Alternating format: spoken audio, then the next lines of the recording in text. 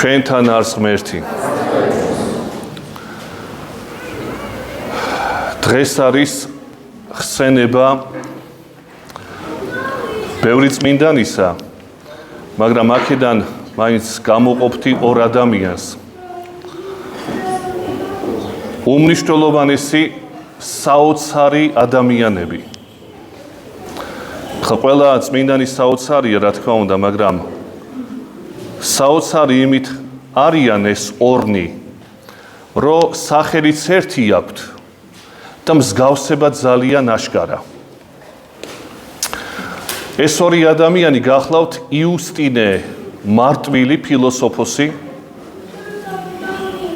და მეორე იუსტინე პოპოვიჩი, ადრე ჩვენ გვიხსენებია მისი ეს გვარი, სერბი მოღვაწე. და ეს ორი კაცი, ეს ორი ადამიანი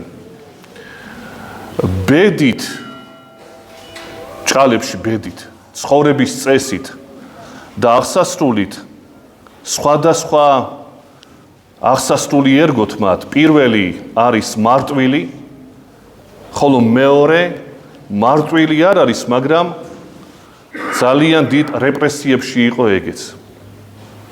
პირველი ცხოვრობდა მეორე საუკუნეში და თავის კვეთით აღესრულა თავის მეგობრებთან ერთად 165 წელს იუსტინე ფილოსოფოსი მარტვილი.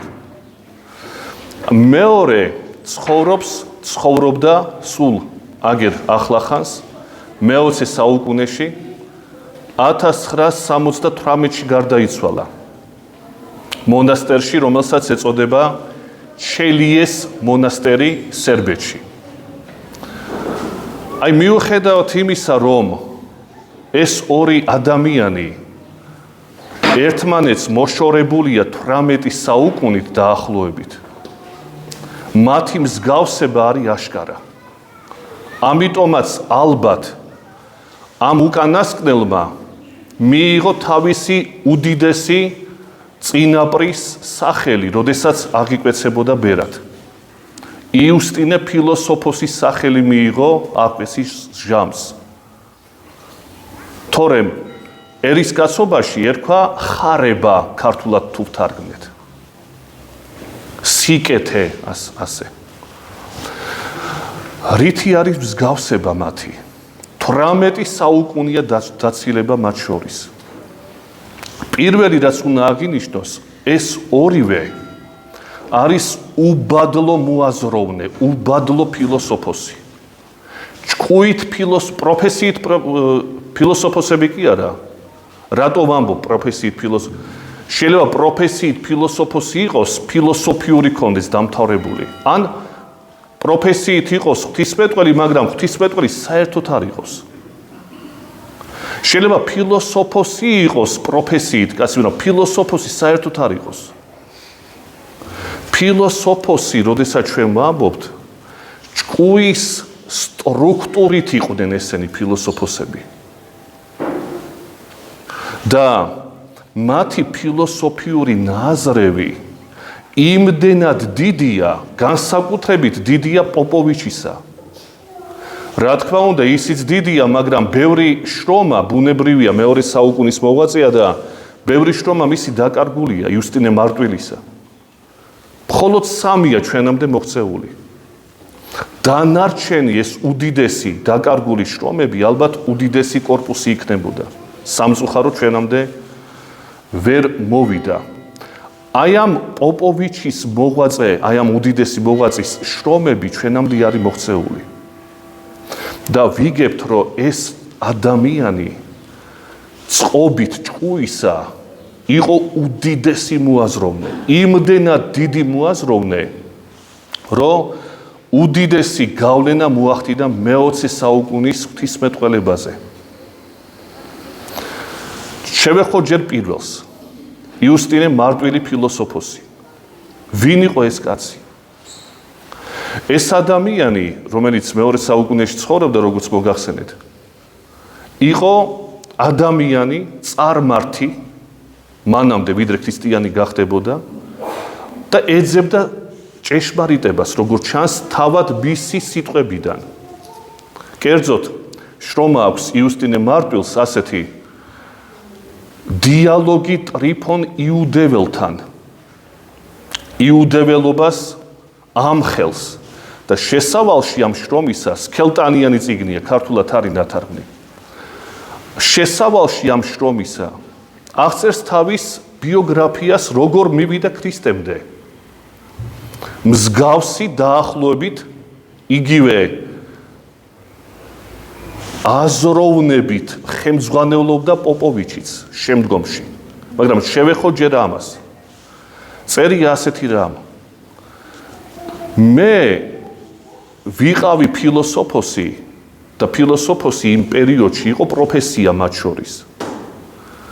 პალიუმი ეცვათ, ეს თქვათ, შესამოსელი საფილოსოფოსო შესამოსელი, როგორც მღვდელსაცვია კაბა, ისე ფილოსოფოსებს ეცვათ ერთგვარი მოსასხამი ფილოსოფოსთა.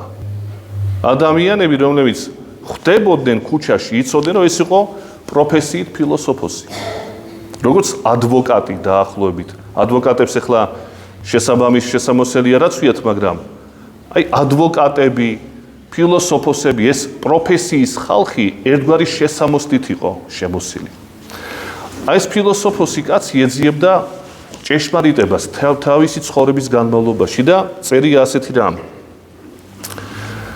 ვიყავი პითაგორელი, ვიყავი პერიპატეტიკოსი, არისტოტელიკოსი შესაბამისად. პერიპატეტიკოსი და არისტოტელიკოსი ერთ და იგივეა. ვიყავი სტოელი და ბოლოს გავხდი პლატონიკოსი, რადგანაც პლატონის მოძღვრება იდეათა შესახებ ჩემ სულს ავსებდა ზეციურობით. ხა ამ მიმდინარეობას ჩვენ არ შევეხებით, ესაც ცალკე სასაუბრო ფილოსოფიური სისტემებია, უაღრესად საინტერესო. აი პლატონიკოსობაზე დაამთავრა ძიება ამან და ხდება ასეთი რამ, გადატრიალება მის ცხოვრებაში. თითქოს იპოვა ყველაფერი, წარმართია ეს კაცი, მაგრამ ზღვის პირას ხდება ვინმე მოხუცი და ეუბნება. წაიკითხე ძველი წინასწარმეტყველნი, რვიზე წერენ ისინი, თავად გაიგებ. წავიკითხე მე ესენი და მივედი ქრისტემდე და მაოცებდა ქრისტიანთა ცხოვრების წესი. არ უშინდებოდნენ ისინი სიკვდილს და ფიქრობდი, ნუ თუ ცარიელი საქმისთვის კვდებიან ესენი? თუ მკვდართა აღდგომას არ ელოდებიან, ცარიელი სიკვდილია მაშინ. და თავად ხდება ქრისტიანი, თუმცა ამ შესამოსელს, ფილოსოფოსის შესამოსელს, ის არ ტოვებს.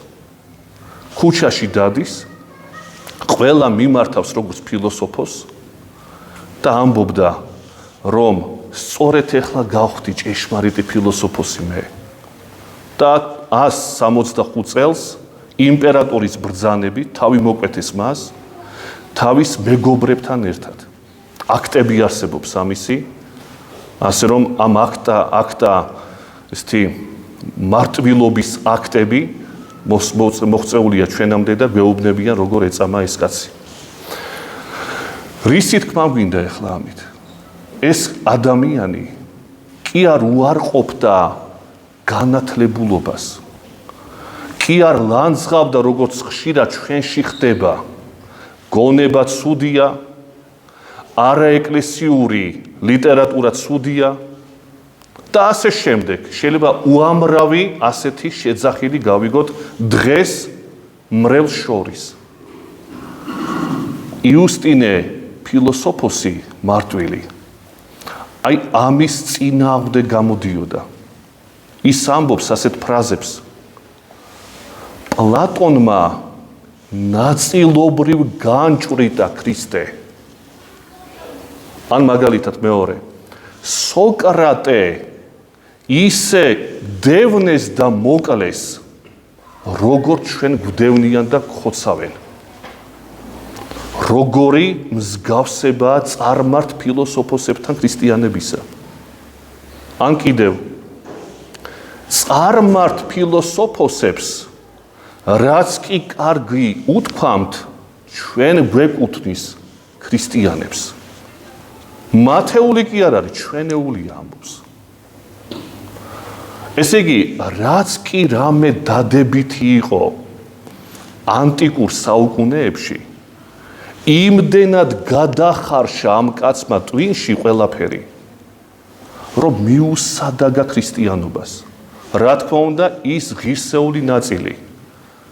რაც უღირსი იყო, ის განაშორა. მაგრამ რაც ღირსეული იყო, ის მიიღო რატო? იმიტომ რომ ჩვენ გვეკუთვნის ქრისტიანებს ამბობს იგი. ეს ერთი დამოკიდებულება ამ საკითხისა. ეხლა მეორე კაცი, პოპოვიჩი. პოპოვიჩი როგორც მოგასწრე მე-20 საუკუნის მოღვაწეა და უფრო დიდია, გაცილებით დიდი ფილოსოფოსია, ვიდრე ის პირველი, ბუნებრივიც არის. რატო? იმიტომ რომ იუსტინე მარტვილმა რაც იცის, მანამდე არსებული იცის. მეორე საუკუნემდელი იცის. იმის შემდეგ როგორ ეცოდინება, ბუნებრივია, აღარ ცხოვრობს კაცი აღესრულა. პოპოვიჩი იცნობს ფილოსოფიას, რომელიც 20 საუკუნის ფილოსოფიაა. რამხელა ტვინი უნდა ქონოდა ამ კაცს? თან ბერია, არქიმანდრიტია, ეპისკოპოსობას თავაზობდნენ მას. უარი თქვა. არ მინდა მე ვერ მოვიცლი მაგისთვის ამბობდა. წყობით იყო ფილოსოფოსი კაცი. და ასეთ რას სწავლობდა ახლა ეს კაცი? გერმანულ ფილოსოფიას, გერმანულ კლასიკურ ფილოსოფიას. ნიცშეს სწავლობდა იმის შემდგომ უკვე. კანტს სწავლობდა, ჰეგელს სწავლობდა, ფიხტეს სწავლობდა, შენინგს სწავლობდა, მანამდე ცხოვრე ფილოსოფოსებს სწავლობდა. და ასეთ რამეს ამბობს თავის ერთ-ერთ შრომაში. ამ შრომას შეგიძლია თქვენ ნახოთ, ღმერთის წყალობით გამოვიდა ქართულ ენაზე. ფილოსოფიური უფსკრულები ასე ეწოდება. 300 გვერდიანი წიგნია. უაღრესად მნიშვნელოვანი წიგნი ძალიან გამოგადგება ცხოვრებაში. და ამ შრომაში ამბობს ასეთ რამეს პოპოვიჩი. მე რომ ქრისტე არ მეპოვა ცხოვრებაში, ვიქნებოდი გაგიჟებული ნიცშესავით. რატო ამბობს ამას?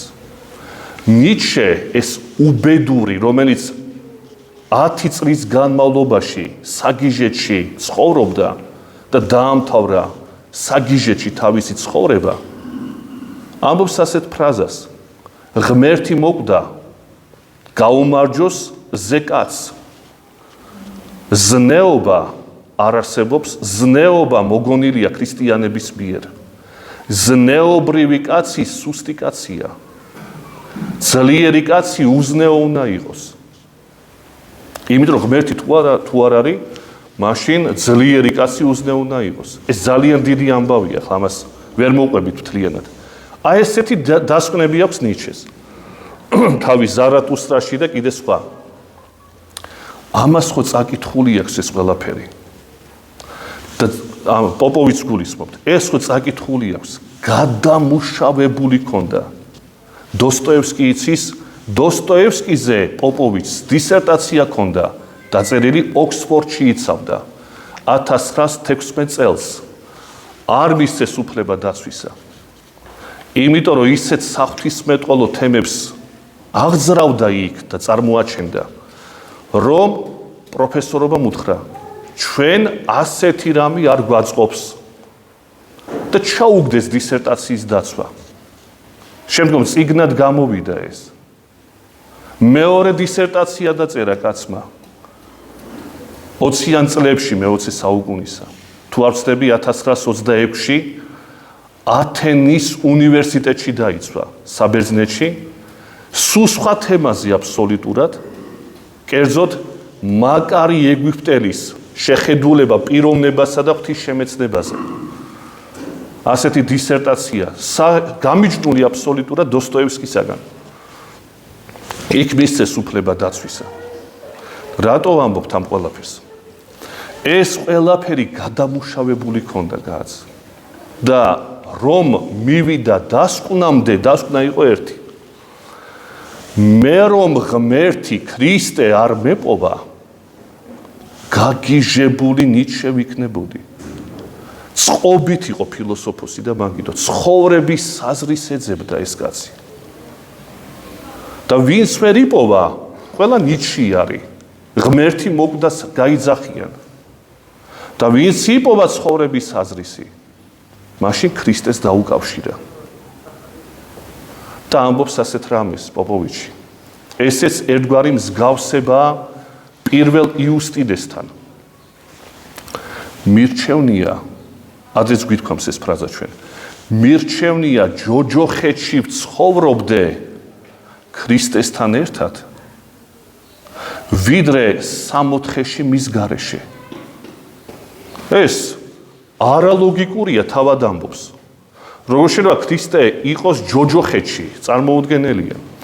მაგრამ რომ დაუშვათ ასეთი რამ, მირჩევნია იქ ვიყო მასთან ერთად, ვიდრე სამოთხეში მის გარეშე. რატო ამბობს ამას? ეს ხო უბრალო ლამაზი ფრაზები არ არის. ეს არის გადადუღებული ტვინში, გადახარშული გულში ფრაზები. და რატო ამბობს ამას? იმიტომ ამბობს, რომ სადაც ქრისტეა, იქ ლოგიკურობაა. სადაც ქრისტეა, იქ აზრია. სადაც ქრისტეა, იქ განსაზღვრებაა და მიზანია ცხოვრებისა. თუ კი მე სამოთხეში ვიქნები და არა ლოგიკურობაში ვიცხოვრებ, ეს ჩემთვის ჯოჯოხეთი იქნება. სამოთხე ხო ლოგიკურობაა, სამოთხე ხო მიზანია, სამოთხე ხო გააზრებულობაა ჩემი. უაზრობა არ შეიძლება სამოთხე იყოს. უაზრობაში ადამიანი ვერ იცოცხლებს. უაზრობა დაემართა ჩვენ ახლობელს და აღარ არის დღეს. უაზრობა. აი უაზრობა როცა ემართება, ყველაფერი შეიძლება კონდეს გააც. ყველაფერი მატერიალური. უაზრობაში თუ ჩავარდება, ის თავს იკლავს. ეს არის უაზრობა. ჯოჯოხეთური ცხოვრება. და პოპოვიჩი ამბობს, მე მირჩევნია, იქ ვიყო მასთან ერთად ქრისტესთან. მეცოდინება მაინც რატო ვარ? ვიდრე იქ გაუაზრებლად. იქ უფრო მეტი ჯოჯოხეთი იქნება ადამიანური აზრისათვის. ყველაზე დიდი მტანჯველი ადამიანთა შორის არის აზრი. აზრი რო წაართვა კაცს, გააზრებულობის უნარი, უბედნიერესი იქნება. ყველაზე მეტად აზრები აწვალებს ადამიანს. შიმშილი არა და წყურვილი არა. აზრის უაზრობა აწვალებს ადამიანს. და ეს პირველი, თუ ესე ამბობდა, რომ მირჩევნია ჯოჯოხეთში ვიყო ქრისტესთან ერთად, ვიდრე სამოთხეში მის გარეშე. ის პირველი ამბობდა ასეთ რამეს. ლოგოსი ხომ არის ძეღმერთი. შესაბამისად ყველაფერი ლოგიკურია. არალოგიკური სამყაროში არაფერი არ არსებობს. ყველაფერში იუსტინე ფილოსოფოსი მარტვილი ამბობდა. ყველაფერში ღმერთის საღმრთო თესლები არის გავრცელებული. რას ნიშნავს საღმრთო თესლებია გავრცელებული? ყველაფერში აზრია ჩადებული. ყვავილში, ჰაერში, ადამიანში, ცხოველში, ხეში, ბუჩქში, ყველაფერში განფენილია ღვთის ლოგოსები, ამბობდა იგი. გაუაზრებელი კი არ არის, სტიქიური კი არ არის და აბსურდული. ყველაფერი ლოგიკურია, ამბობდა იუსტინე ფილოსოფოსი მეორე საუკუნეში. იმავეს იმეორებს მე-20 საუკუნეში პოპოვიჩი, ოღონდ სხვაგვარად. რატო არის სხვაგვარად დათქვამი? იმიტომ რომ პოპოვიჩის პერიოდში არის სხვა ფილოსოფიური გამოწვევები ეკლესიის და საზოგადოების წინაშე. ამ პერიოდში უკვე იცხოვრა ნიცშემ, გერმანელმა ფილოსოფოსებმა იცხოვრეს. ცხოვრობს მარტინ ჰაიდეგერი, თანამედროვენი არიან პოპოვიჩთან. შეიძლება ითქვას, უდიდესი ეგზისტენციალისტი მე-20 საუკუნისა. სარტრი ცხოვრობს იმ პერიოდში, როცა პოპოვიჩი მოღვაწეობს. ალბერ კამიუ ცხოვრობს, ფრანგი, ათეისტი და უამრავი სხვა. და მათ რომ გააგებინოს ქრისტეს მნიშვნელობა, წერს მათ ენაზე. თუ კი ადამიანი ცარიელი ელაპარაკება ინტელექტუალს, იმას ვერ გააგებინებს ვერაფერს, იმიტომ რომ იმის დონისა არ არის. კამიუ ეტყვის, კაცო, შენ რა იცი, შენ მარტო ბიბლია და სახარება იცი და აბა ნახე რამხელა აზრი აქვს. წუთისოფელს შექმნილი ფილოსოფიური. და მართლაც ასია. პოპოვიჩმა ეს ყველაფერი იცის. გაუნათლებელი კაცია, 2 დისერტაცია დაწერა კაცმა. ბერმა კაცმა. თითქოს რა შეჭირდება კაც? და ინტელექტუალებს ელაპარაკება ქრისტიანობაზე, მათ დონეზე შლის იმ უდიდეს ფილოსოფოსებს, რომლებაც ღმერთი ვერ იპოვეს. და მან იპოვა და თქვა, თუ კი ღმერთს ქრისტეს ვერ იპოვით, მაშინ თქვენი აზრი, თქვენი აზროვნება დაგტანჯავთ თქვენ. იმიტომ რომ ყველაზე დიდი უბედურება კაცისათვის არის აზროვნების ქონა. აზროვნება თუ ვერ დააკმაყოფილე კაცისა, ის სუიციდით ამთავრებს ცხოვრებას. აზრი აღარ აქვს და მაგიტო. მიზანი დაკარგა კაცმა და მაგიტო. აზრი რომ ქონოდათ თავის თანა დროულ ხალხს, პოპოვიჩმა ფილოსოფიურ ენაზე აუხსნა აზრის ქონა. როგორც პირველმა თავის თანა მოძმეებს თავის შრომებში. აი ამით არის მსგავსი ეს ორი კაცი. ორივე ჭეშმარიტებისთვის იღწოდა. ორივე უბადლო ფილოსოფოსი. ორივე ინტელექტუალი და ორივე უდიდესი ქრისტიანი და ორივე წმინდანი. ოღონდ განსხვავება რა? ერთი მოწამე, პირველი მოწამეა, ხოლო მეორე არის, ფაქტობრივად აღმსარებელი. იმიტომ რომ მონასტერში რო დაამწყდიეს ეს კაცი, იქიდან აღარ უშვებდნენ. და იქ წერდა და მოღვაწეობდა. დაგლოცოთ ღმერთმა და ამ ორი უდიდესი მამის სიწმინდე ქონოდეს ჩვენს და აზრი მოგცეს უფალმა. ჭეშმარიტი აზრი, რომელიც მტანჯველი არ იქნება ჩვენში. ჯვარი გეწეროთ სიცოცხლეთ.